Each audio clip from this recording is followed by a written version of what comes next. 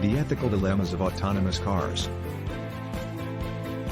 In this scenario-based learning, you will be playing the role of Jerry.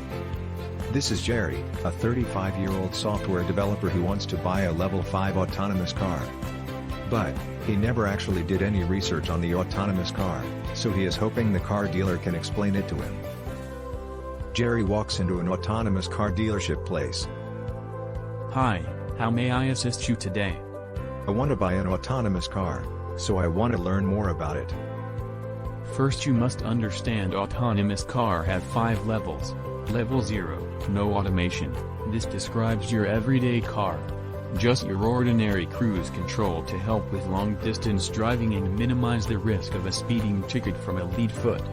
Level 1, driver assistance. Here we can find your adaptive cruise control and lane keep assist to help with driving fatigue.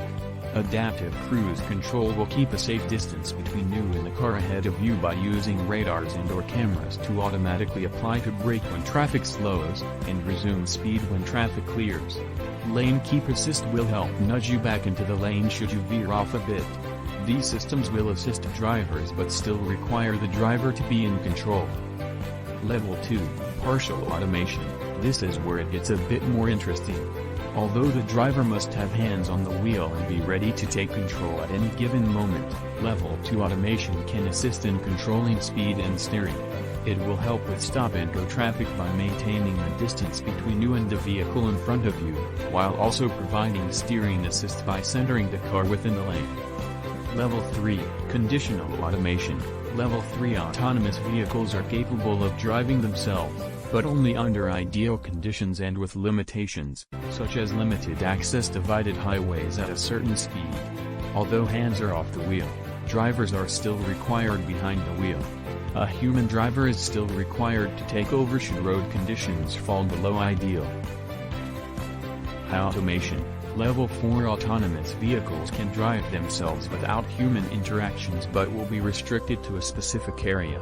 Level 5, full automation. At Level 5 autonomy we arrive at true driverless cars.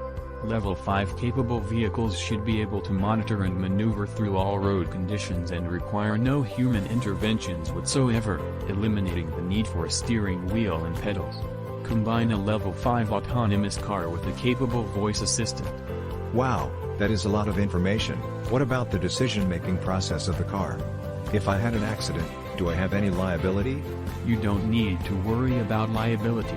The car manufacturer will cover the liability of the accident while the car is in autonomous mode. There is 3 different ethic decision-making algorithms that customer can choose to install.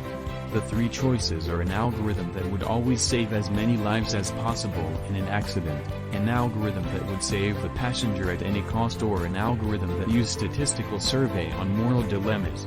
The statistical survey collected over 40 million of decisions from millions of people in 233 countries and territories.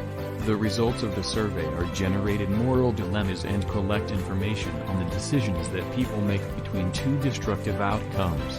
What does it mean by save as many lives as possible in an accident? For example, imagine when an autonomous car is boxed in by other cars on the highway, and suddenly some heavy object falls off the truck in front of the autonomous car. Where autonomous car can't stop in time, so will it turn left to hit an SUV or turn right to hit a motorcycle? Should it prioritize the passenger's safety and hitting the motorcycle, minimizing danger to others by not swerving even if it means hitting the large object and sacrificing your life? Or take the middle ground and chance by hitting the SUV, which has a high passenger safety rating? So what should the self-driving car do? Under this situation, the algorithm that saves as many lives as possible will self-sacrifice, minimizing danger to others by not swerving even if it means hitting the large object and sacrificing your life. What? Self-sacrificing? I don't think I want to choose an algorithm that will kill me. Yes, a lot of customers has the same reaction when they heard about it. I understand the algorithm that saves the passenger at any cost. It means to use other methods except for the one that sacrifices the passenger. Jerry, how about the algorithm that uses statistical survey on moral dilemmas? The statistical-based algorithm uses an online survey like Moral Machine to collect data on how we want the self-driving cars to react. The survey proposes a series of trade-offs, each with some gruesome options, and asks the viewer to select the choice they would make in the given situation. The fundamental findings seem somewhat unsurprising. People would opt to save more lives when possible, children rather than adults, and people rather than animals in Western culture. This is a socially acceptable ethical algorithm in Western culture society. Also, depending on the country, it will have a different set of the ethical algorithm, since the statistical-based algorithm will be split by cultures. Eastern culture would opt to save people rather than animals, save the pedestrians and save the lawful ones. Latin culture would opt to children rather than adults, save people with higher status and save the females rather than males. What does it mean by lawful?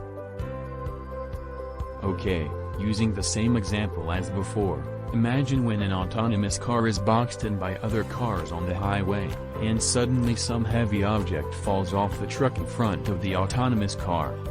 Where autonomous car can't stop in time, so will it turn left to hit a motorcycle without a helmet or turn right to hit a motorcycle with a helmet?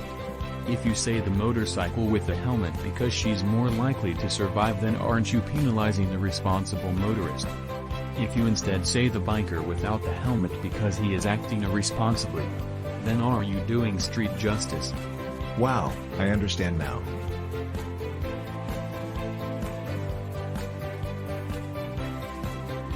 Should Jerry buy the autonomous car that would always save as many lives as possible in an accident? No, for Jerry's choice of both ethical and safe for the passenger, this won't meet his expectations, since it might self-sacrifice to save as many lives as possible. While most people approve of self-driving cars, they are not willing to buy self-sacrificing cars. Should Jerry buy the autonomous car that would save the passenger at any cost?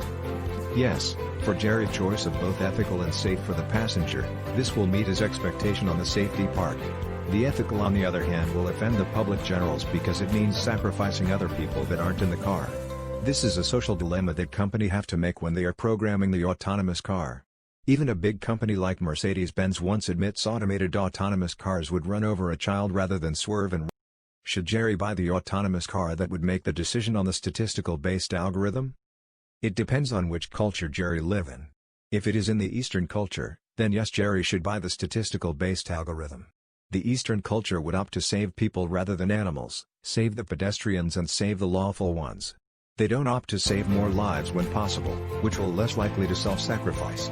Also, this algorithm is a socially acceptable ethic choice by the majority. Who should be liable when Level 5 autonomous car gets in an accident? With fully autonomous vehicles, the software and vehicle manufacturers are expected to be liable for any at-fault collisions, under existing automobile products liability laws, rather than the human occupants, the owner, or the owner's insurance company.